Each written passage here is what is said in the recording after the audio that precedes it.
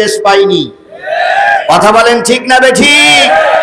তারা প্রায় বলতো আমরা পালাই না, আমাদের নেত্রী পালায় না। তারপরে কি বলতো, আমরা পালানো গ্রুপ নয়, ফখরুল সাহেব আপনার বাসায় একটু জায়গা দেবেন। তারপরে কি বলতো যে আপনার এখানে না হয় কুড়িগ্রামের বাসায় জায়গা দিয়েন, আমরা পালানো জাত নয়। স্পষ্ট করে আমরা বলতে চাই, আমাদেরকে তাড়াতে চেয়েছিল, আমরা ছিলাম, আমরাই আছি, আমরাই থাকবো। কথা বলে ঠিক না বেঠিক? যারা আমাদেরকে তাড়াতে চেয়েছিল তারা আজকে টুপলা টুপলি বেঁধে নিয়ে পালিয়ে চলে গেছে। যে কয়জন আছো জনগণ তোমাদের হারিকেন দ্বারাই খুঁজতেছে। আজ হোক কাল হোক জনগণের আদালতে তোমাদের উপস্থিত হওয়া লাগবে। সেদিন জনগণ তোমাদের বিচার করবে। একটাও ইবলিসের বাচ্চা পালাই যেতে পারবে না, পারবে না, পারবে না।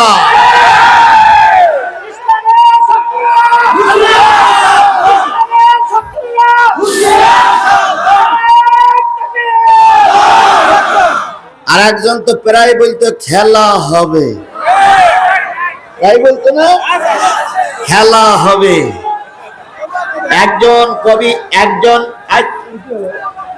এই যে এটা জন্য দেখা ডিস্টার্ব হচ্ছে, একজন কবি উপহাস করে লিখেছেন, কোথায় আওয়ামী লীগ, কোথায় কাদের কাকা, কোথায় গেল ওই জালিমের গরম গরম কথা।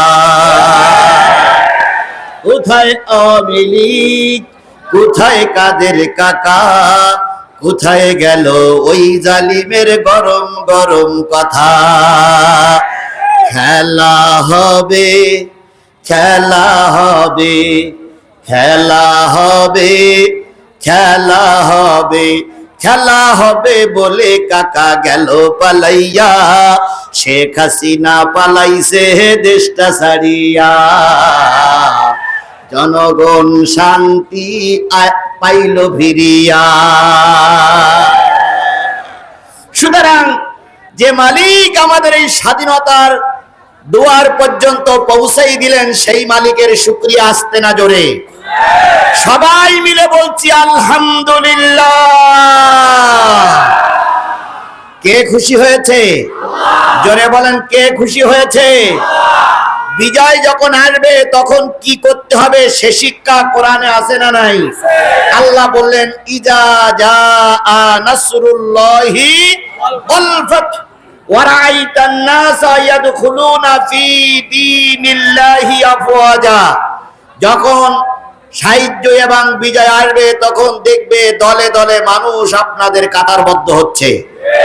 কথা বলেন ঠিক না বেঠিক? বিগত 15টা বছর যাদের জবান বন্ধ ছিল তারা এখন গরম গরম কথা বলতে শুরু করেছে। যারা বিগত 15টা বছর ময়দানে ছিল না তাদের এখন গরম কথার জ্বালায় যারা আগে ছিল তারা করে স্থান পাচ্ছে না। এই জন্য আল্লাহ পাক বলতেছে তারা আসবে, তখন তোমরা কি করবে? ফাসাব্বিহ বিহামদি। কার তসবিহ পড়বে? কার তসবিহ পড়বে? এখন অহংকারের সময় না, এখন আল্লাহর শুকরিয়া আদায় করার সময়। কথা বলেন ঠিক না বেঠিক? বলুন তো, আল্লাহর শুকরিয়া আদায় করলে খুশি হয় কে? তাহলে আমাদের এই দিনটা যে আল্লাহ দিলেন সেই আল্লাহর শুকরিয়া আমরা করব কি করব না? আবারও বলছি আলহামদুলিল্লাহ।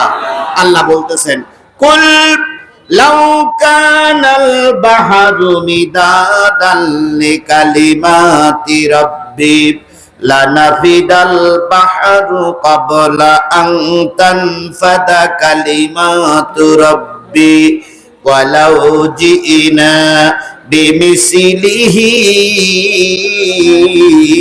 মাদাদা। কার কথা?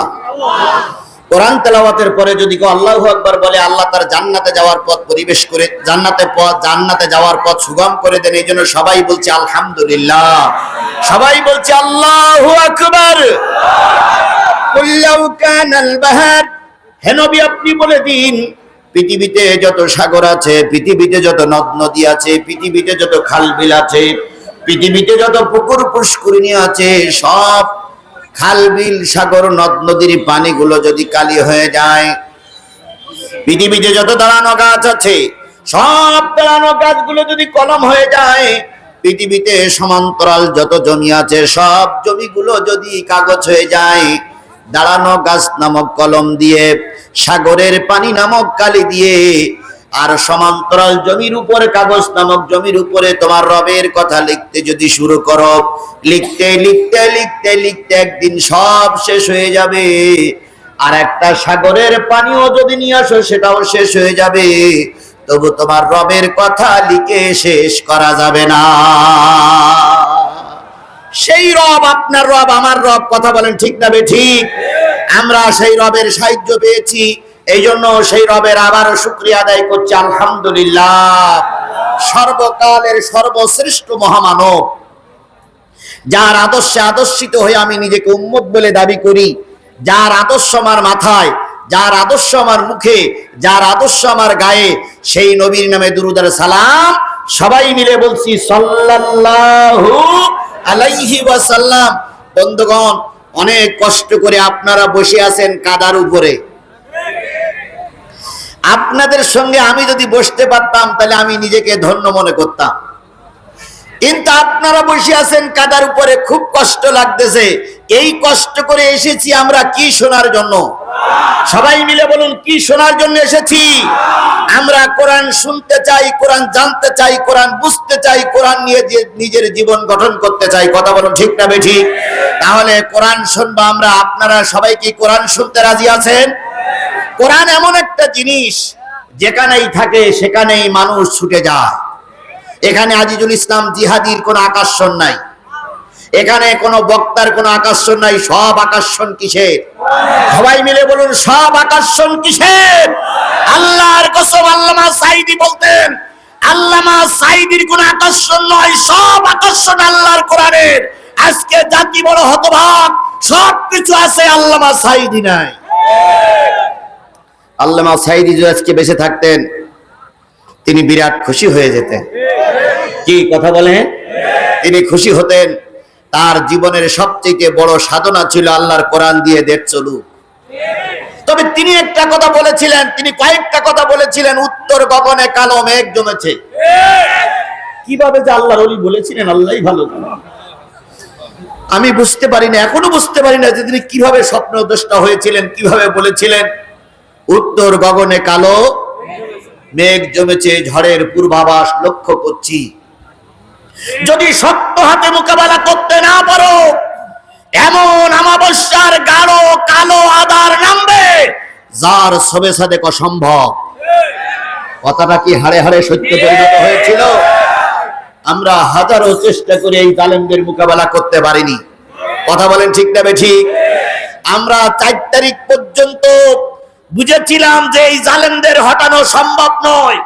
5 তারিখ সকালবেলা যেদিন ওনারা চলে গেছে, সেদিন আমি ছিলাম সমাবেশে, ছাত্র জনতার সমাবেশে আমি নিজে উপস্থিত ছিলাম। সেদিনও আমাকে বক্তৃতা করতে বলা হয়েছিল, কিন্তু আমার সংগঠনের নেতৃবৃন্দ বলল যে আপনি সামনে যাবেন না, গিলি বসবে, যেটা মনে হয় দলীয় কোনো প্ল্যাটফর্মে হচ্ছে। আমাকে সামনে যেতে দেওয়া হলো না। ওই দিন আমরা বুঝেছিলাম আজকের ভিতরে এই পেতনির বাচ্চা পেতনি টোপলা টুপলি গোছাতে বাধ্য হবে। গেল তাই, কিন্তু উনি বলেছিলেন অমাবস্যার কালো রাত আসবে। আমরা 15টা বছর সেই রাত পার করেছি। কথা বলেন ঠিক না বেঠিক?